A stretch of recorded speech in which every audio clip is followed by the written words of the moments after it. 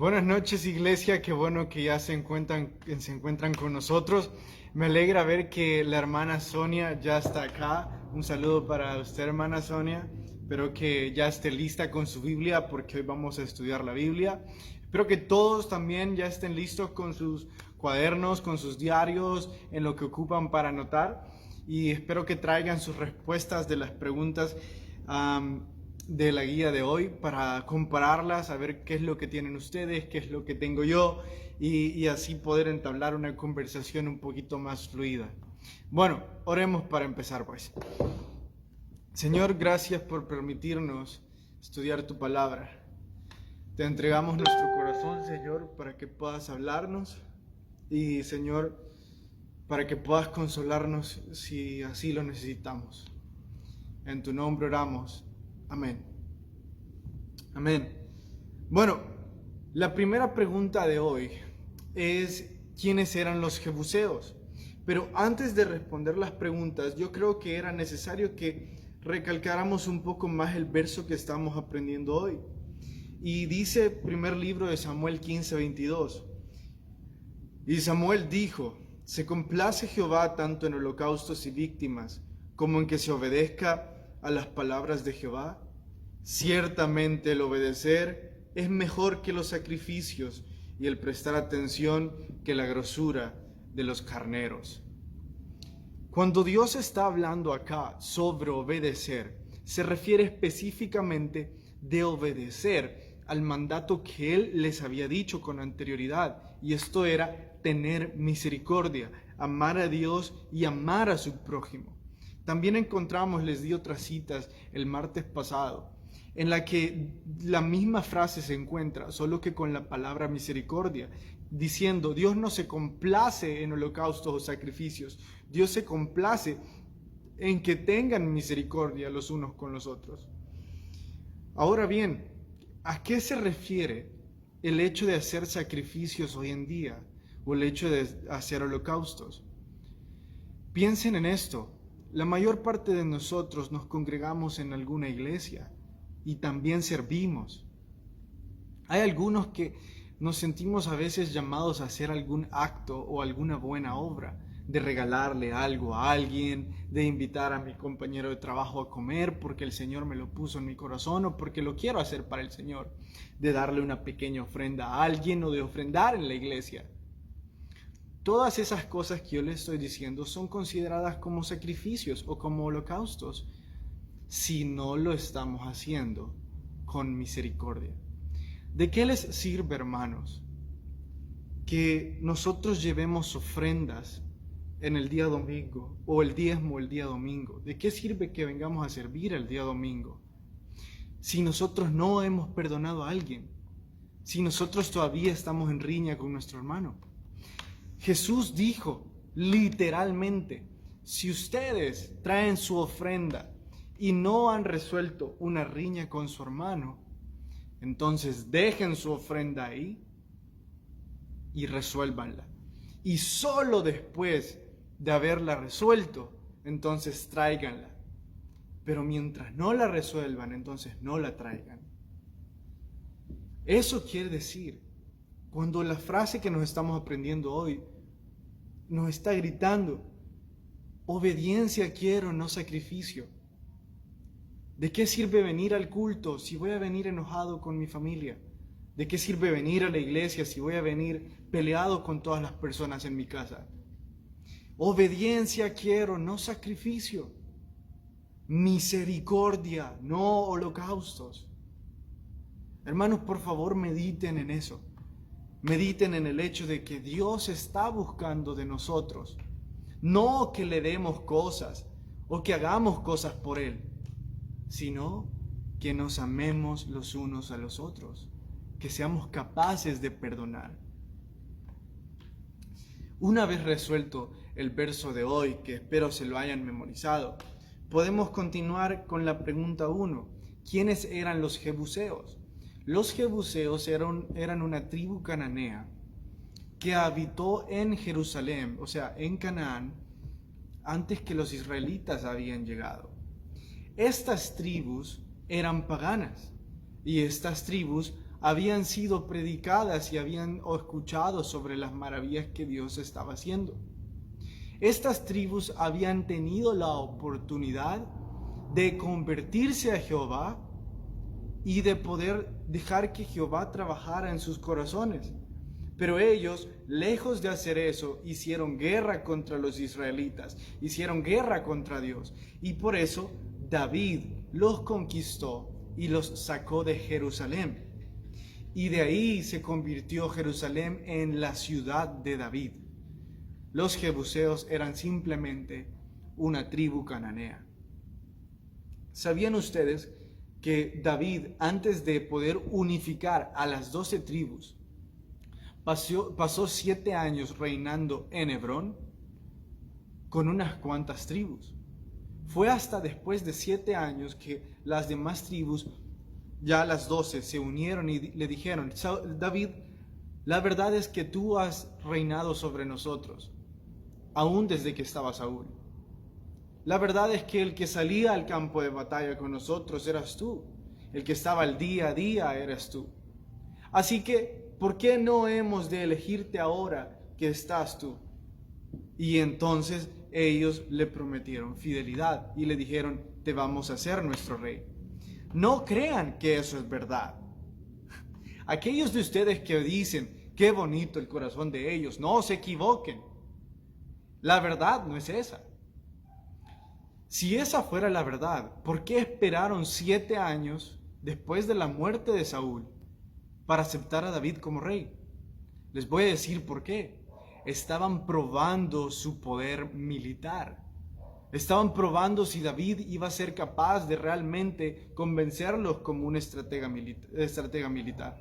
Fue hasta que ellos vieron de que no iban a poder hacerle frente a David que se doblegaron a su reinado. Fue hasta que vieron que Dios lo engrandecía que se doblegaron a su reinado. Ahora tenemos que preguntarnos: ¿por qué entonces Jehová estaba engrandeciendo a David ahora que él era rey? Es que tenemos que recordar que durante mucho tiempo David fue perseguido y fue atormentado con todo tipo de cosas. Le fue quitado incluso a su familia, a su esposa. Y ahora está siendo engrandecido, ahora que es rey. Les voy a dar el secreto. Dice el verso 10: y David iba adelantando y engrandeciéndose, y Jehová de los ejércitos estaba con él. Ese es el capítulo 5, verso 10. El secreto del engrandecimiento de David es que Jehová estaba con él. Es que David habitaba bajo el abrigo del Altísimo. Y como estaba siendo protegido como Jehová, el Dios de los ejércitos, por supuesto que iba a ser engrandecido. Por supuesto que iba a encontrar bendiciones. Estaba con el Dios creador del universo. ¿Cómo no iba a encontrar bendiciones? Aún en los peores momentos y aún en sus peores equivocaciones, David se encontró siendo bendecido. Aun cuando David se había puesto bajo el yugo de un rey gentil, David se veía bendecido y protegido por Dios. Tal parece que cada vez que nosotros habitamos al abrigo del Altísimo, tal parece que cada vez que nosotros decidimos estar con Dios y decir: Dios, si tú no vas, yo no voy. Y de decir: Dios, por favor, ayúdame a tomar esta decisión. Tal parece que cada vez que hacemos eso, las bendiciones están a la vuelta de la esquina.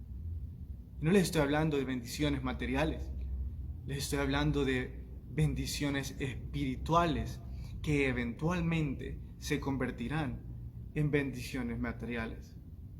Porque de nada sirve una bendición material con la falta de la bendición espiritual. Pero casi siempre la bendición espiritual traerá bendición material. ¿Por qué?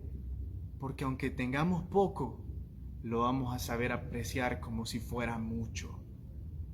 Aunque en nuestra mesa solo haya un mango, va a ser el mango más delicioso del mundo. Pero aquellos que no tienen bendición espiritual, ni el plato más rico de todos o el más caro de todos, les va a saber bien. Pues la amargura de sus tristezas y la amargura de sus dolores no les permiten disfrutar ni siquiera eso. ¿Cuánta diferencia hay cuando Jehová está con nosotros y cuando nosotros estamos solos? La pregunta 3 dice de la siguiente forma: en el capítulo 5 se refleja el comienzo de la grandeza del rey o el comienzo de sus errores. No debemos de separar a un líder de sus aciertos y de sus desaciertos. Así como David empezó teniendo aciertos, así como David lo vemos siendo aceptado por las 12 tribus y unificando el reino, también lo vemos tomando muchas concubinas. Y eso le iba a llevar en el futuro a tener tremendos problemas familiares, terribles. Hijos que se matan entre hijos, hijos que abusan de hijas. Iba a ser terrible lo que él iba a sufrir por tomar muchas esposas. También vamos a ver en el capítulo 6, que tomó otro desacierto, cometió otro desacierto. Trató de llevar el arca como él quería y no como Dios se lo había mandado. No debemos entonces separar a ningún líder de sus aciertos de sus desaciertos. Todos los líderes están expuestos a tener los dos. Pero ¿saben cuál va a ser la diferencia? La Biblia dice, 6 veces cae el justo y aún la 7ª se va a levantar. La diferencia entre el justo y el malvado es que el justo puede caer, pero tengan por seguro que se va a levantar. El malvado no se va a levantar, va a caer 6 veces y se va a quedar ahí. Es más, a la primera va a caer y no se va a volver a levantar. Pero el justo siempre encontrará el camino a levantarse porque siempre encontrará a Jesús. Y Jesús es el mejor camino para levantarse. La pregunta 4 dice, significados de Usa y de Ahío. Es que ahora nosotros tenemos que irnos hasta el verso 3 del capítulo 6. Pusieron el arca de Dios sobre un carro nuevo y le llevaron de la casa de Abinadab, que estaba en el collado, Usa y Ahío, hijos de Abinadab, y guiaban el carro. El significado de ellos dos es fuerte y carismático. Cada uno tenía un significado especial. Hay algunos que creen que esto se les puso con una razón especial. Hay otros que creen que son nombres ficticios. La verdad es que ellos destacaban de entre los hijos de Abinadab. Ellos destacaban de entre todos los hombres. Definitivamente eran de los generales más queridos de David. Eran de los más fuertes y de los más carismáticos. Si habían personas populares dentro del reino de David, pueden estar por seguros que eran estos.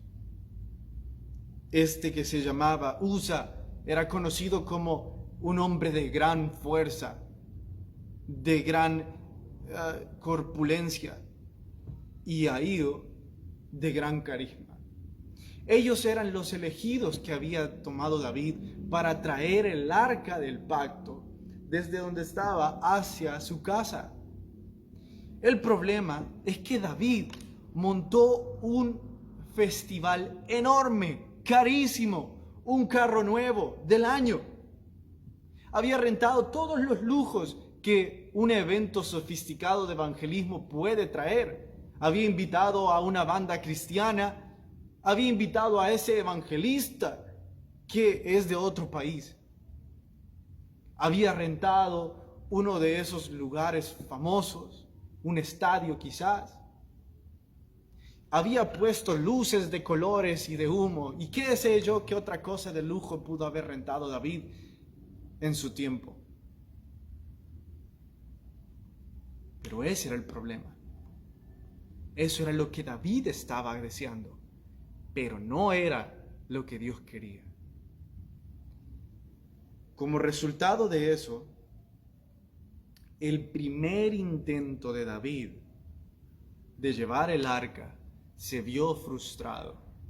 Es que mientras el festival estaba yendo, el carro del año que mandó a hacer David para que llevara el arca empezó a tambalear. Y cuando empezó a tambalear, este hombre fuerte llamado Usa intentó agarrar el arca, según él, para que no se cayera.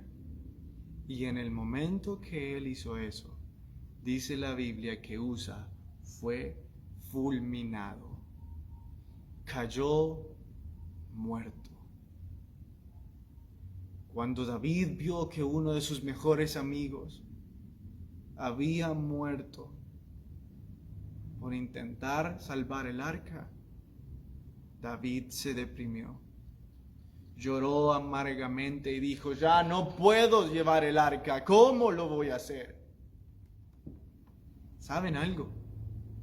Es bastante hermoso saber para ustedes que han estado con nosotros estudiando la Biblia, el nombre de la familia de los que Dios había escogido para trasladar el arca de punto A a punto B. Yo sé que ustedes que han estado fielmente en los estudios saben el nombre de esa familia, y sí, son los coatitas. Estudiamos a esa familia, que incluso ellos mismos se habían negado a quererlo hacer. Y ellos querían mejores puestos o mejores oportunidades cuando Dios les había dado la bendición más grande del mundo, que era transportar el arca de punto A a punto B. Entonces, David, queremos decirte, la congregación de la capilla y yo, Dios designó a los coatitas para llevar el arca en sus lomos. Y Dios designó una forma especial de desarmarla y de llevar cada uno de sus instrumentos. David, no es con festivales, no es como tú lo dices, es como Dios dice. Dice en el pasaje paralelo de Primera de Crónicas 16 que David entendió. Yo pienso que algún sacerdote amigo, alguno de los profetas le dijo: David, estás haciendo mal. Porque a los 3 meses escuchó que el lugar donde había dejado el arca estaba siendo grandemente bendecido. Entonces David se dio cuenta: el problema no es el arca, el problema soy yo, que yo quiero hacer las cosas como yo digo y no como Dios dice. Entonces David mandó a llamar a los coatitas a traer el arca, y cada 6 pasos hacía un holocausto para Dios en obediencia. Ahora no se trataba del holocausto, ahora se trataba de la obediencia. De esa forma, David pudo trasladar el arca desde el lugar hasta su casa. Lastimosamente, hubo un lugar llamado Pérez Usa. Pérez Usa significa donde Usa murió, el lugar donde murió Usa. Cuando iba entrando el arca, David iba danzando otra vez a la ciudad.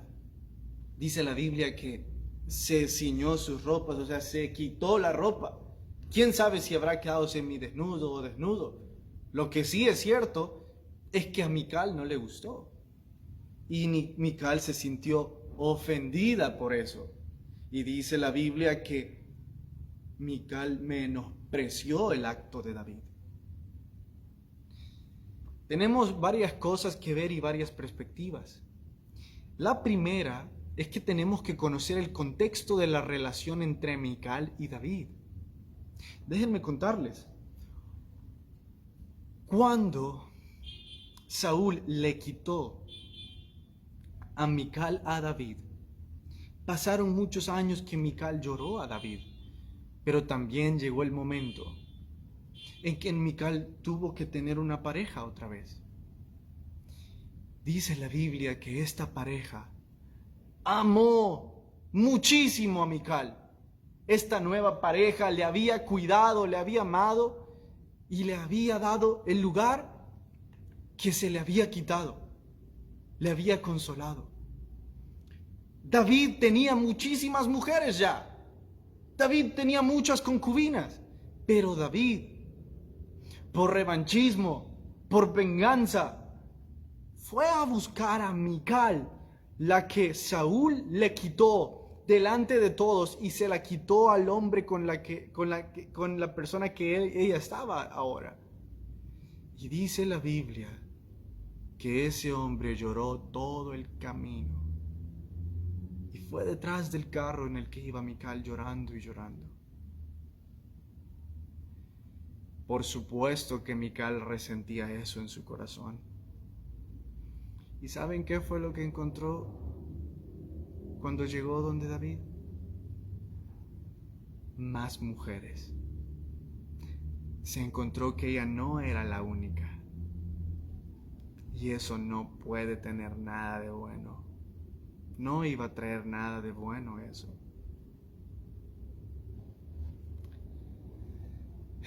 Entonces Mical dejó que estas raíces de resentimiento crecieran y crecieran y crecieran. Tanto así que cada acción de David iba a significar una ofensa. Porque la verdad es que ella era infeliz. Todo por las ganas de venganza de David. Entonces cuando Mical ve esto, a David danzando entre las doncellas, semidesnudo, por supuesto que le iba a reclamar. Ahora, a pesar de que David cometió errores terribles, también Mical cometió un error terrible. Se metió entre David y Dios. Era evidente que David estaba haciendo eso por Dios. Hermanas o hermanos, nunca avergüencen a sus parejas por lo que hacen para Dios. Nunca digan, ¿para qué vas a la iglesia? ¿Para qué escuchas esto? De nada te sirve. ¿Para qué vas a leer? Nunca avergüencen a sus parejas para todo aquello que hagan por Dios. De ninguna forma. Esto es doloroso. Y fue doloroso para David. Y por eso es que David se prometió no volver a tocar a Mical. Bajo ninguna forma estamos diciendo de que es permitido bailar semidesnudo en medio de las doncellas. Era una cultura diferente. Peor aún, decirle a nuestra pareja jamás te volverá a tocar después de haberla hecho infeliz. Estamos diciendo, no nos metamos entre lo que nuestra pareja hace para Dios. No nos metamos en eso. Nunca les avergoncemos. Dice la pregunta número 10. ¿Cuál fue la temática principal del capítulo 7? En el capítulo 7 vemos la historia del pacto de Dios con David. Y es que David lo hemos encontrado como un salmista, como un amante de Dios muchísimas veces, y como un amante de los cánticos a Jehová. Por supuesto que uno de sus lugares favoritos iba a ser el templo, porque era donde se cantaban la adoración a Dios, donde se cantaban las alabanzas a Dios. Entonces, un día, David había pasado todo el día en el templo, adorando. Se había regocijado, como lo dicen sus cánticos. Pero recordemos que el templo no era templo, era en realidad un tabernáculo, un lugar hecho por telas. Después de haber pasado todo el día ahí, regresó a su casa y entró a su palacio. Un palacio lleno de lujos, lleno de hermosura, de un pórtico portentoso, de puertas de cedro, de adornos de oro. Se sentó y vio alrededor y se sintió avergonzado. Dijo, ¿cómo es posible que mi casa sea mejor que la casa del Señor? Entonces ese día David mandó a traer al sacerdote y le dijo, pregúntale a Dios si me dejaría hacerle una casa. Dios le dijo, David, mi casa ha sido hasta este momento una tienda de campaña, pero tú ahora has tenido el corazón para hacer de mi casa un lugar hermoso. Así que David, tú no la vas a construir, la va a construir tu hijo. Pero déjame decirte esto, David, le dijo Dios. Tu trono perdurará para siempre. Tus descendientes habitarán para siempre en el trono de Israel y nadie se los quitará. Ahora, literalmente suena de esa forma, pero escatológicamente es más hermoso, o sea, proféticamente es más hermoso. ¿Por qué? Porque David mismo sabía que ese trono no era su trono, era de Jesús. Entonces lo que Dios realmente le estaba diciendo a David era, David, de tu linaje saldrá el Mesías príncipe, por tu amor por mí.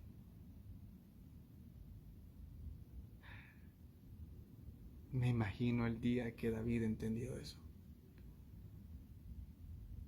David derrochaba amor por Dios. No podía creer cómo su casa era mejor que la casa de Dios. Iglesia, es nuestra oración que ese mismo amor sintamos por Dios. Que en todo momento busquemos darle lo mejor, con obediencia, dando misericordia a nuestro prójimo, mostrando el reflejo del Dios invisible, o sea, Jesús. Pasen buenas noches, iglesia. Nos vemos mañana a la misma hora.